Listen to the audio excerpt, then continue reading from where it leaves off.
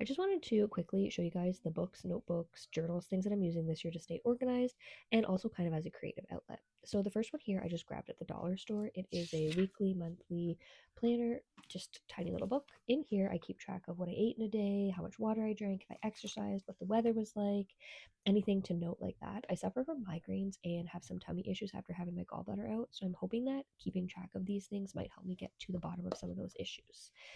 This next one here is my reading journal. I've had this since 2022.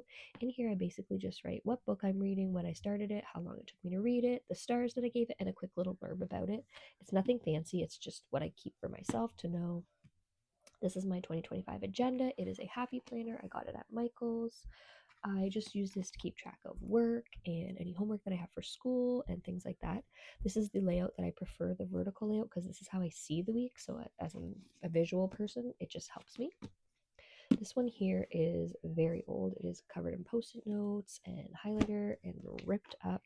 I've had this for probably 5 years now. This is just my idea book. This is where I write down, I like to do Disney dinner and movies, so I'll write down my menu plans in here.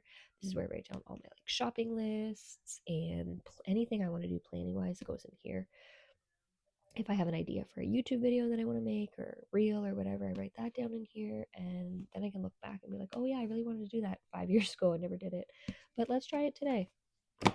This one here, another dollar store find. Honestly, do not sleep on Dollarama or Dollar Tree. They are awesome. So I've heard a lot about junk journaling. I don't think I'm going to be able to be a junk journaler. I just don't do enough to get enough junk.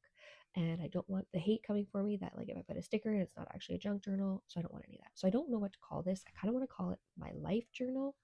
So Angie Belmar, what she did this year, instead of having a vision board, she made a vision book.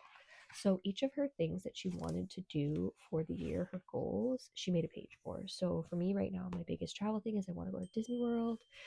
Fitness, I want to get a paddleboard and go hiking and just walking more. So I'm just doing a page for each one, and I'd like to continue to add to them. I also want to do 75 soft this coming spring, so I've got that page started. I have a page for my ins and outs for 2025. Same thing, I'm going to add some more pictures to it. I'm going to change this. I don't want it to say sketch anymore. I'm going to put something on there, but I'm not sure what else I'm going to do in here. Caitlin at Magically Caitlin, she also did like her top places that she wants to stay at Disney. So I think like little lists like that would be a cute thing to keep in here. And I'll maybe put like 2025 on here so that I know it was like the things I was doing in 2025. And who knows, maybe one or two pages in my journal will be junk pages, but it's not going to be an actual junk journal. It's just going to be a life journal with my goals and anything I do, trips that I go on, I want to keep pictures of in here. So it'll be fun to see how this expands as the year goes on. And those are all of the books that I'm using this year for planning and keeping track of my life.